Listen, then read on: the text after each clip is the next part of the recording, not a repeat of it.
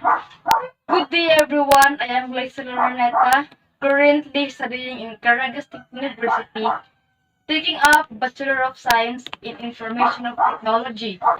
And for today's video, I will be answering the question, are you an ethical person? My answer is yes.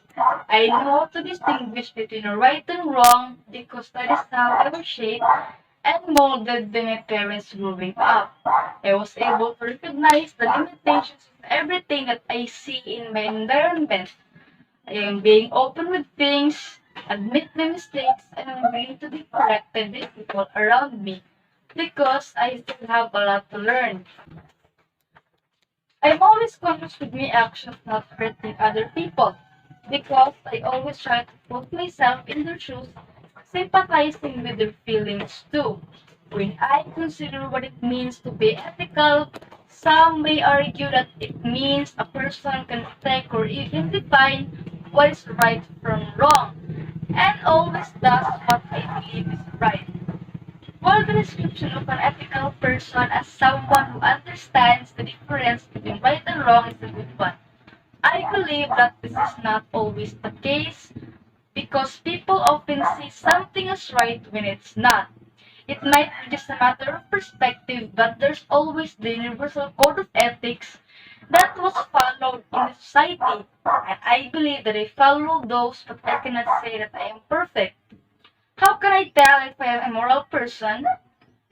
Knowing the distinction between right and wrong, most of us would say, but that isn't enough. A person of integrity acts on the behavior about right and wrong no matter what the consequences are.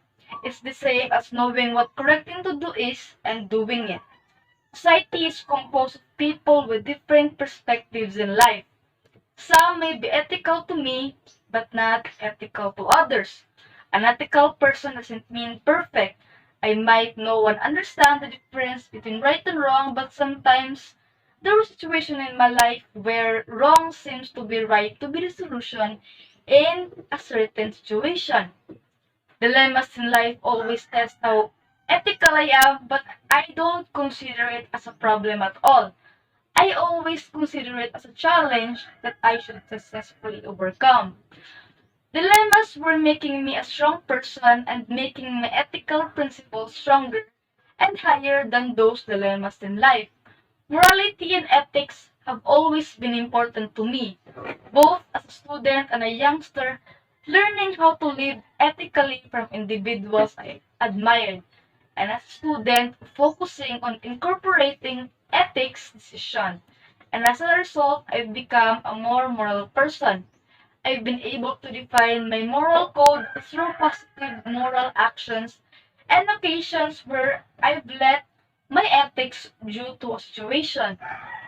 Society and its ideals have also had a significant impact on my development as an ethical individual, and they are the major reason why I have shattered some of my ethical barriers because I prefer to avoid confrontation and conflicts I had before.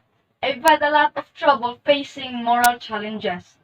Applying ethics to myself is not just ethics alone. It requires things to be able to apply it in the inner self. Self-reflection is another aspect that has helped me to create my ethical code and made me a moral person. In my opinion, the most effective means of creating a moral code is to reflect on decisions I have made in extremely tough situations. However, when I consider some of the occasions in which I do not believe I performed normally, this has been quite essential to me. Next is discipline. Ethical person does not equate with perfection. An ethical person means a disciplined person. I have definitely lapses in my ethical framework of my life, but with the use of self-reflection and discipline on my blunders, I believe that I've made a huge majority of my choices with my senses of morality in my mind. Overall, I want to improve my morality and capacity to defend my principles. So that's it. Thank you for watching this video and God bless.